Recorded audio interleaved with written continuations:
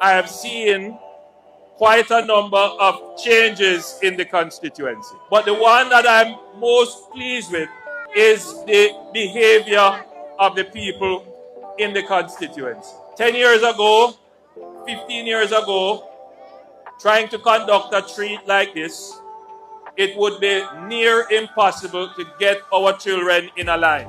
It would be near impossible to get the cooperation of the parents. It would be near impossible to have any form of order. But after working with the residents, the parents, and the children, we have been able to organize things such that we can see signs of order. You cannot have progress in any community unless there is order in everything. Order is the basis on which people can be given dignity. We are doing this treat because we know that there are many children whose parents will not be able to give them even a small toy for Christmas. When I was growing up, my parents also struggled to give a toy for Christmas. In those days, they would tell me that I should go to bed early before Christmas. Blessings. Before Christmas, because Santa Claus was going to come and put a toy in the stocking.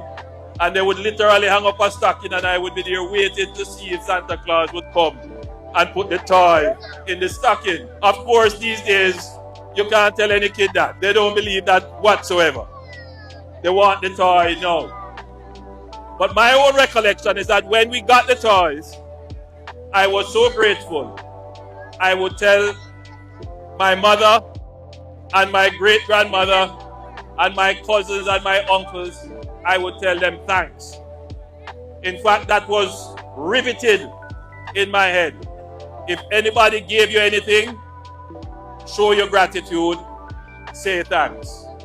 A lot has changed in our society since then. Parents don't necessarily place these values in the minds of their children anymore. It may not necessarily be part of how they bring up their children.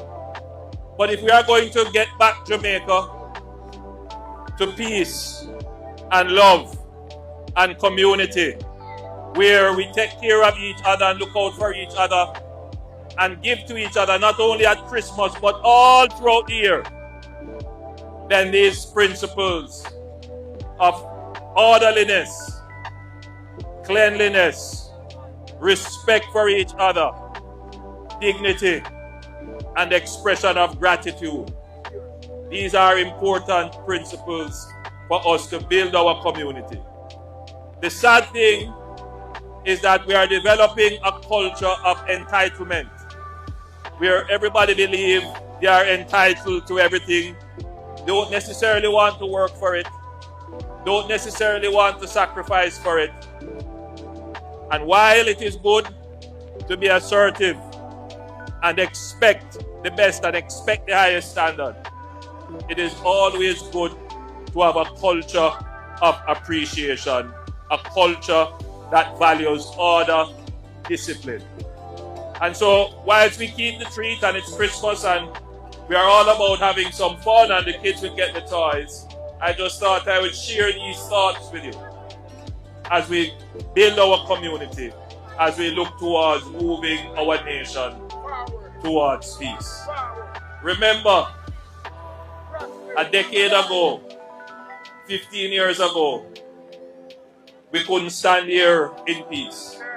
We have had a decade of peace. I see my friend here, him smiling. And I see others nodding and shaking their head because they know what I'm saying is true. We have the police here with us. And note, they are not here for law enforcement. They are here to assist and help with the treat. In other words, the police community relation is improving. And that's just how we build the community. We are going to build our community. Things are going to improve. We are going to have peace. We are going to have development.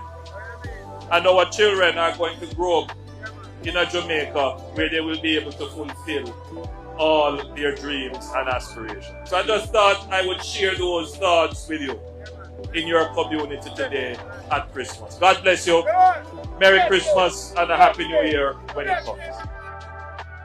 We have just concluded the annual Kiddies Treat at the Quickly Oval.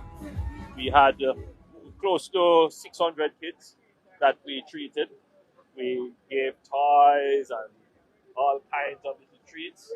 Our counselor caretaker is here, and it went very well.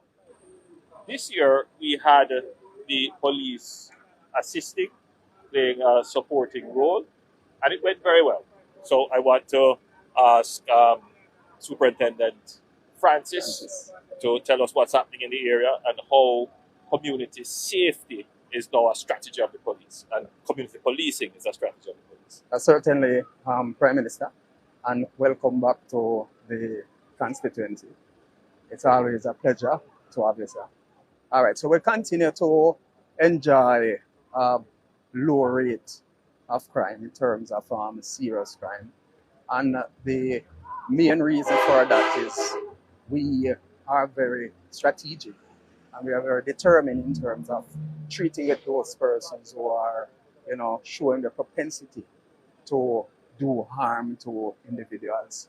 And so, of course, we are seeing where confidence is being restored. We are seeing where there's a semblance of safety and security right across the various constituencies. So twin with the normal operational activities, we have our community safety and security section of the division doing an awesome job as it relates to community engagements, treating with domestic violence and such like. Their role is very, very critical in terms of the crime reduction within our space. And so, of course, from time to time, would have been out there with them, just showing the softer side of the police.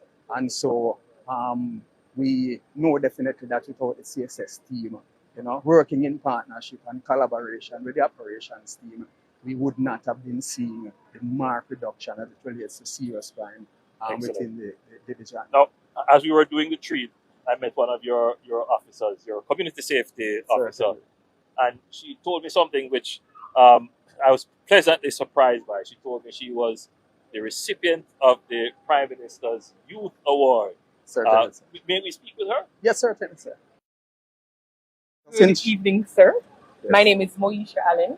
I'm a corporal and the Safe School Coordinator for the St. Andrew South Division. Excellent. I'm also the sub-officer in charge of the Community Safety and Security Unit here in the St. Andrew South Division. Excellent. Tell us what the Community Safety Unit does. So the Community Safety and Security Unit, we lead primarily on intervention across the St. Andrew South Division. We have 3 zones. We have Zone 1 that encompasses Hunts Bay and its surroundings. Zone 2, Olympic Gardens, Seaview Gardens. And we also have Zone 3, which is the Duhane Park space. We lead with the Police Youth Club. So today I was very happy when I saw many of our Police Youth Club members participating in the various activities that took place here. We also have the Domestic Violence Intervention Unit, of which I'm a trained Domestic Violence Intervention Officer. We have our Safe School program every day. We have officers deployed across the schools in our division. We continue to foster a wonderful relationship with the residents across the St. Andrew South Division. When we leave here, we head over to the Woodfield Town space where we're going to be having our corner concert. So they're currently over there awaiting us because we're going to be having a gospel concert. One of our members, he has a band. So we set up on the corner, we sing with the residents. And of course, they are anticipating it because it is something that builds camaraderie with the residents. See, the forward-facing element of the JCF that most persons are associated with is the police units that are more what you would call kinetic, Right. that they use force in their operations. And that creates the impression that the the police force is all about violence. It's all about the use of force. And that is far from the case. The JCF is a multidimensional operation. And an important dimension of the JCF is its focus on communities and cultivating a good relationship with communities, identifying, supporting, and developing leaders in the community, and early interventions to resolve conflicts without the use of force or violence. And that is going to be increasingly a larger part of the intervention strategy. As we bring our murder rate down by eliminating gangs, dons, and criminals of that nature, the challenges that we're going to face are more challenges to do with public safety, public order, and interpersonal relations that lead to violence, social violence. That's what we're going to have to be dealing with. And so the work that you do is going to become increasingly important in the JCF. So it's a pleasure meeting you. Sir. All Thank right. you. And a pleasure meeting you as well. Yes, you're always here.